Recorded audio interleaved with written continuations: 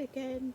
So this is one for my video on books, which I will be publishing at some point. So I've read quite a lot of Leslie Pierce's books, and this one's called Suspects, and it's about a lot of people who live in a close of houses, and a little girl is found dead, so everybody's a suspect.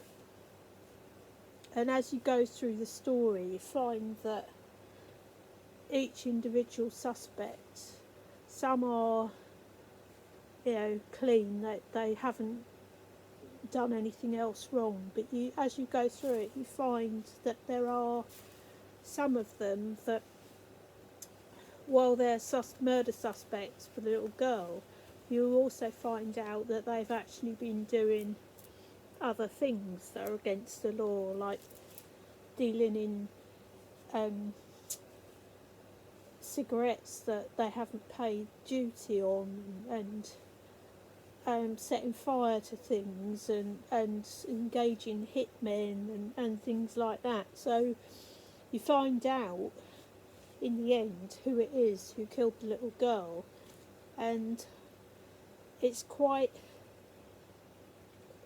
an unusual perpetrator, although you do get a clue about halfway through the book where the police have actually started to suspect this person, and it's not until right near the end where she actually kills again that you find out why she did it, and she doesn't have the greatest home life in the world. So it's quite a good story. I was engaged with it. I mean, I sat on a bus for about 3 hours yesterday, and I pretty much finished it, as I just sat there and read it like from start to finish almost. So it is worth a look. So that's the front cover, and that's the back. So yeah, and inside she talks about some of the other books she's written, and I have actually read quite a few of them. There's one called Trust Me, which is about the Australian child migrant scheme.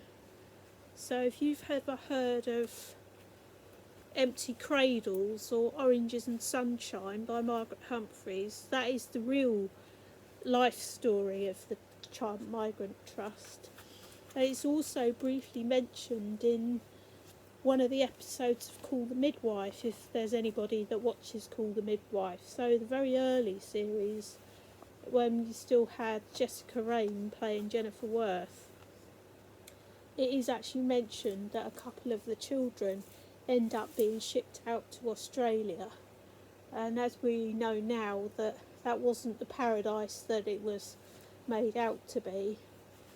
And a lot of them are still suffering now, still bear the scars of the treatment they were on the receiving end of when they went out there. So yeah, as I say, this one and if you can get hold of Trust Me, they are both worth a read.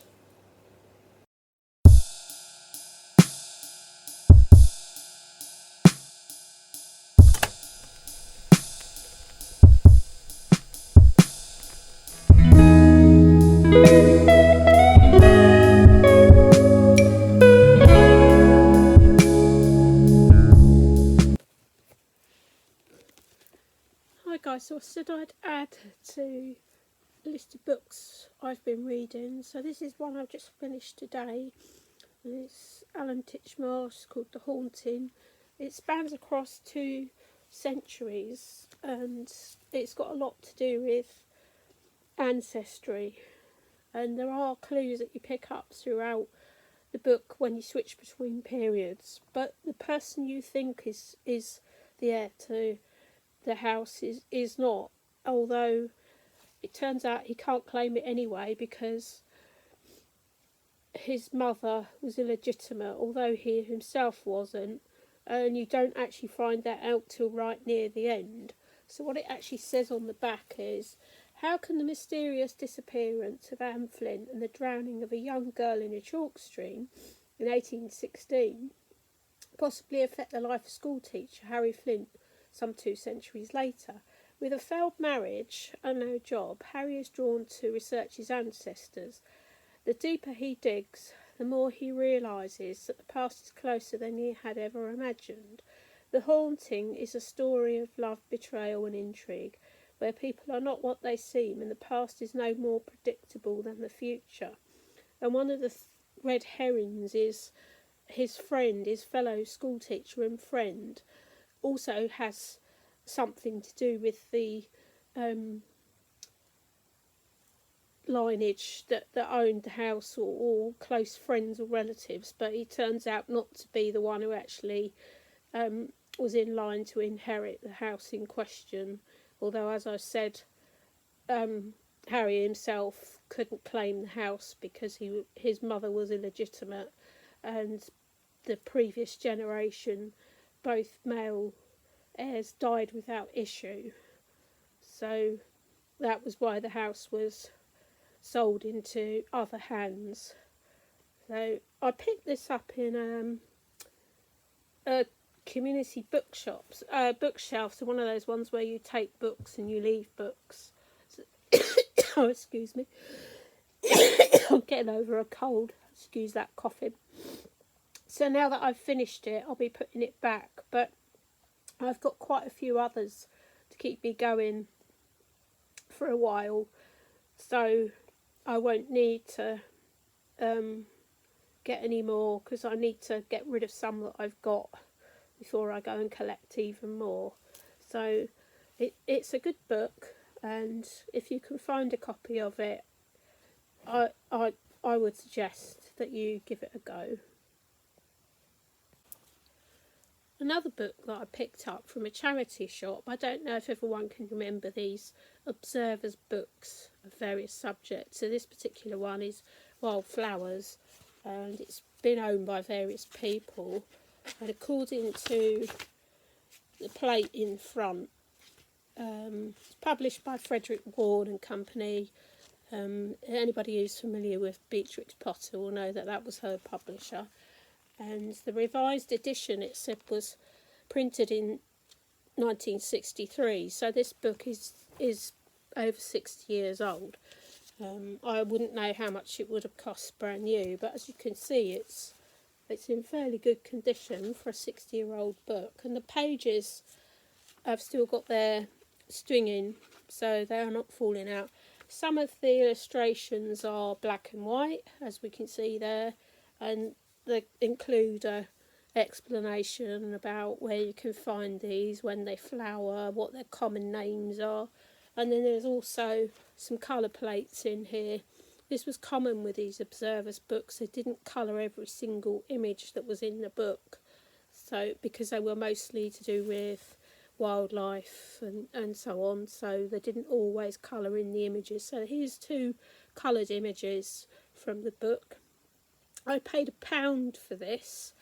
And like with most things you find in a charity shop, I think sometimes the staff don't know what it is they're selling. So as soon as I saw it and I saw the condition of it, I thought I'll grab that before somebody else does.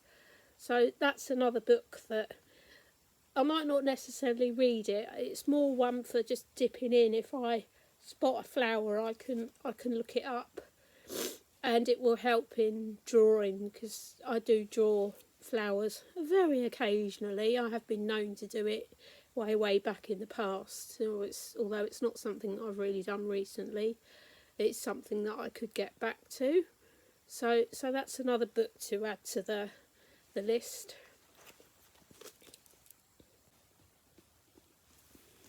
Hi everybody. This is the latest book that I've just finished. So it's called The House on Bellevue Gardens by Rachel Hoare. It's another one that switches between 2 time periods. So the main character, Leonie, it goes back to her childhood and when she got married and when she had her children. She was a model, and this is about the house that she now lives in, and that she's discovered that she's got to raise a lot of money to buy it because she thought she'd been left the house and she hadn't. So the ending leaves a bit of a question mark, but I'll let you discover that when you read it. So what it says on the back is, Bellevue Gardens is a tranquil London square tucked away behind a busy street. You might pass it without knowing it's there. Through the imposing door of number 11 is a place of peace, sanctuary and secrets. It is home to Leonie, who was once a model in the 60s.